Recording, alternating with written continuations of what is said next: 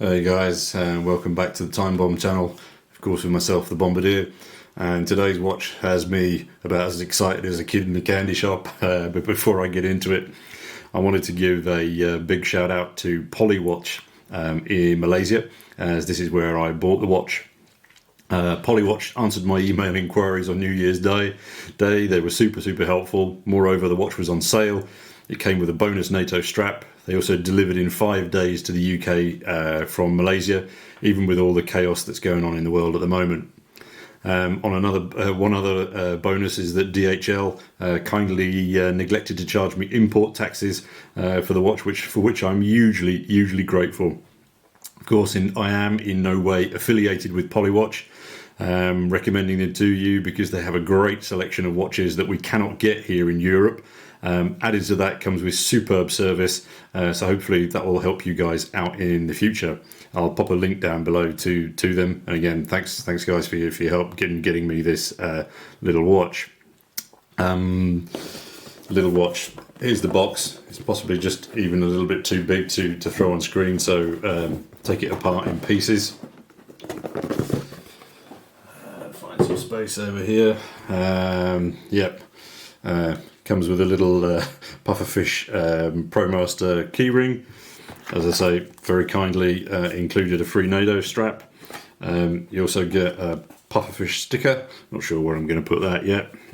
And of course, absolute classic styling from Citizen PROMASTER with this little silver scuba tank.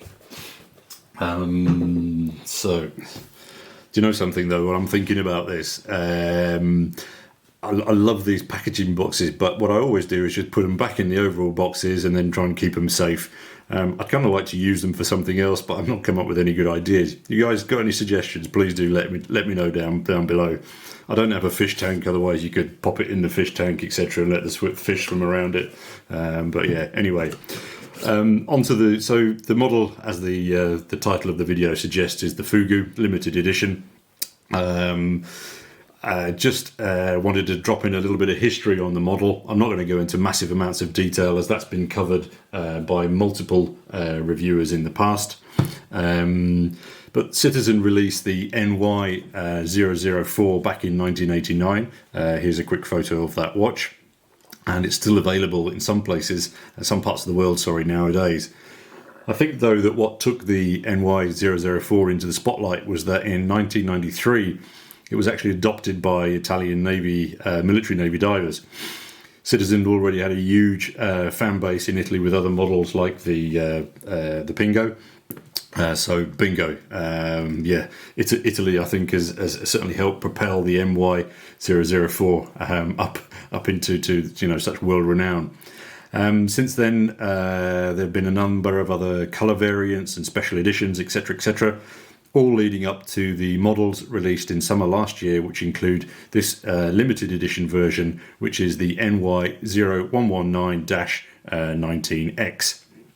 Within the range you have a Pepsi, a blue and a black, this stunning white dialer, and then more recently even a more limited edition beastie here, which is the full titanium NY0118.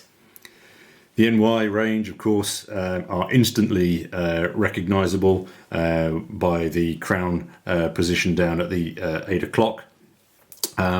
Which is fine if you wear your watch on the right hand side, on the right wrist, but if it's over on the left hand side when it's on wrist, then crown operation becomes comical as you're fiddling around with it. The nickname FUGU, the keyring may give you a clue, obviously means pufferfish in Japanese, and it's so named due to the to make sure I've got right focus. So we've got the balance between the smooth sections and the serrations on the bezel. I kind of like how nicknames are then adopted and accepted by watch manufacturers, but I do wish certain individuals would resist the temptation to eat pufferfishes, otherwise they're soon going to become extinct. As a limited edition for the puffer, again, as I mentioned, so you get keyring, sticker, stunning box, etc. The limited edition number that I have is 1073. let me see, just grab that for you on the back here. It's just detailed at the bottom there, so it's 1073 out of 2000. I can't say I'm that fussed about having a unique number, like it might have been cool to have number 1, but anything other than that I don't think I'm that fussed about. I think the watch is unique enough in itself. I was looking at the FUGU of last year, and for one reason only, and that is the increased size over the previous versions. It now comes in at 44 mils as opposed to 42, and that for me is a sweet spot. And when I saw this one in pale goblin green, I knew that I needed to have it. It ticks almost every single box on my watch list. And what are those boxes? Okay, so box number 1, it needs to have a cool nickname and a silly colour. I accept though that the colour here may not be everyone's. It might not appeal to everyone. It's as I say, it's a pale limey green, and as I say, not everyone's going to like that. For me, I think it's stunning. Box number 2 on my list is brand history and demonstrable design success. So here on the table we have the Citizen Pingo, the Citizen Tough, and of course the beast, that is the Ecozilla. Case in point, I think, about design success in history. Box number 3, it should be automatic or solar. I'm okay with quartz, but I do prefer solar quartz.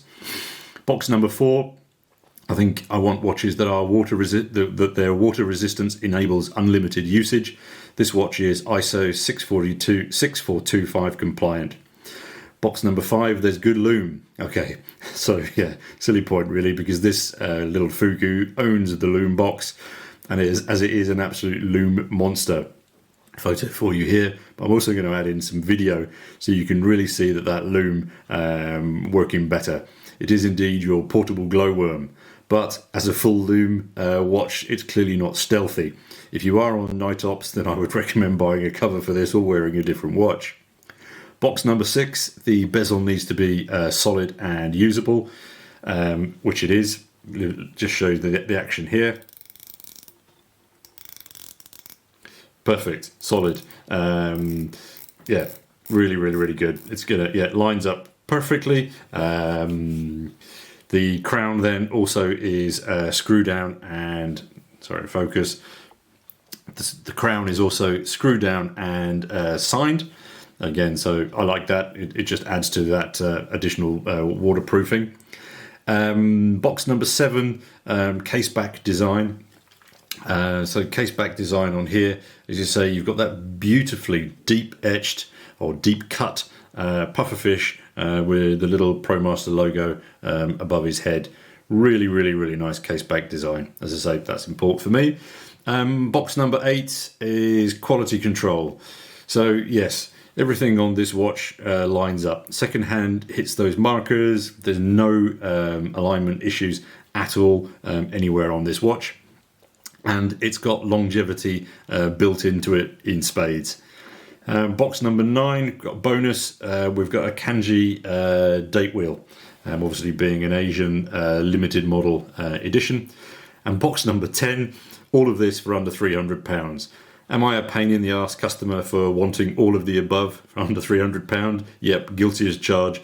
So huge kudos and props to Citizen for achieving all of that within this watch. Other changes over the previous model, as I mentioned, other than just the width, diameter increase, is that you now have sapphire crystal on the dial, which again, very important for many people. You also get a softer yet more durable rubber on the strap. Of course, it still comes with those no dive limit scales on here. I did ask this question in another video and I didn't get many answers. Were Citizen the first to do this, or was it somebody else? I really want to know. That's just a little curiosity. As I mentioned before, the bezel is now 120 clicks as opposed to previous models where it was 60. And as I say, that action for me is much improved, say perhaps on the rather industrial industrial action that you find here on the Zilla. Is brilliant. And it's also then, I think, a step up actually from the Pingo, which is solid, but it doesn't have quite the tactile nicety that this FUGU does.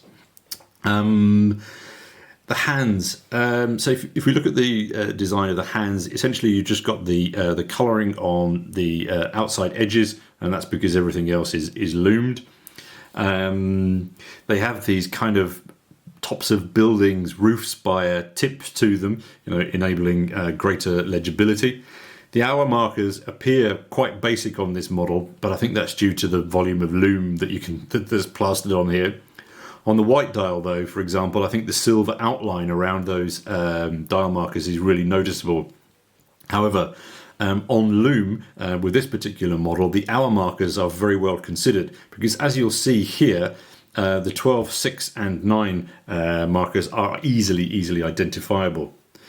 Watch dimensions, you've got about 48 mils lug to lug.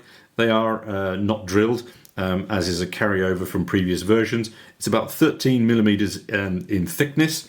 So again, compared to say the Zilla, that makes it ultra wearable with most attire. It's around 106 grams weight on this rubber strap, so it's not silly light by any means or silly heavy.